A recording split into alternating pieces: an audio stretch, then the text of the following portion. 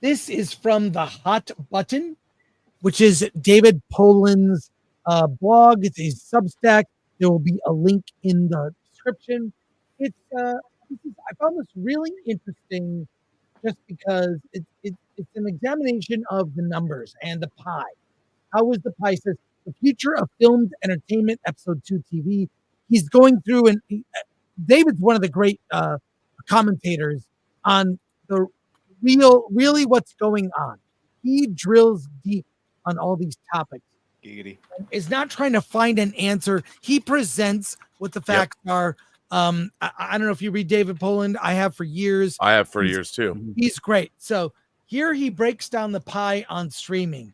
Some stuff that may surprise you. As of June 2024, number one streaming is YouTube at 9.9%. Number two, Netflix, 8.4%. Prime Video, 3.1%. Hulu is 3%. Disney Plus, 2%. Yes, they did that to themselves. By the way, Tubi is 2% tied with Disney Plus, and Tubi is free. My movie is on Tubi. Yep. Attack of the Dot. Mine too. The Roku channel, 1.5%. It's I have several Rokus. If you have one, it's great. 1.5% of the market. Max, I'm surprised about this. Max is only 1.4%, but some of the best programming by far. Yeah. Yep. 1.2% Peacock, 1.1% Paramount. And here we are. Here's how it's broken. Streaming is 40% of the market. Broadcast 20.5%. Cable's 20. People still have cable. Cable is cable 27%, and other, whatever that means. TikTok. Is that like Apple? It's not even on here. No. Yeah. Is that on the other Or streaming maybe or they're not? Yeah, maybe they're not on the chart because they're so low. Oh wow. Apple is that, who has Apple TV Plus that I subscribe for a month? I did it for All Mankind, and then I watched Severance, which I thought was really good, and so it's like I've kept it. And then I know, and See with Jason Momoa, where they're all blind. Huge plot convenience, but if you buy into that one thing, it was good. But yeah, they must just be able to tank all those losses. For All Mankind is worth it. Joel Kinnaman, that is a good show. But It's a great show. This gives you perspective on how much the pie is broken up.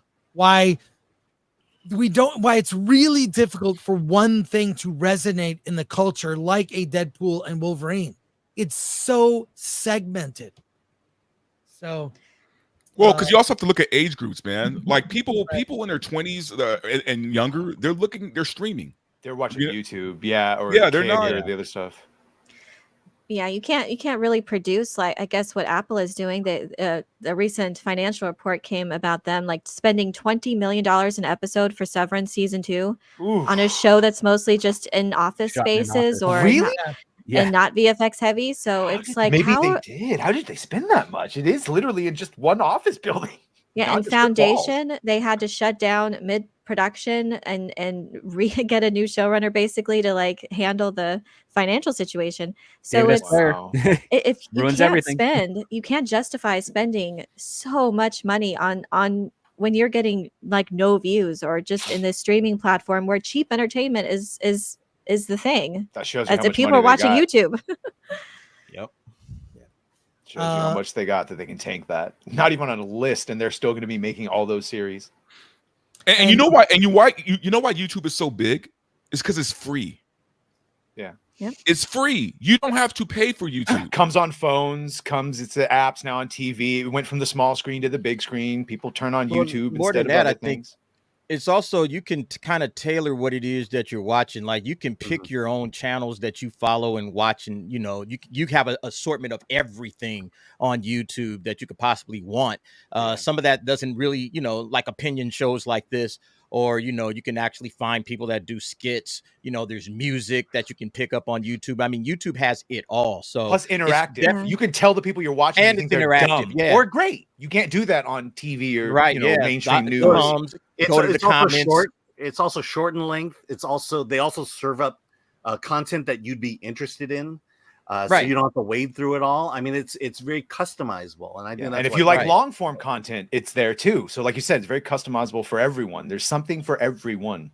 And I think for sci-fi, for these shows, I think the answer is either cable or where you have these additional revenue sources, or just to be cheap. And I'd be fine with going back to the days of cheap or sci-fi on a budget.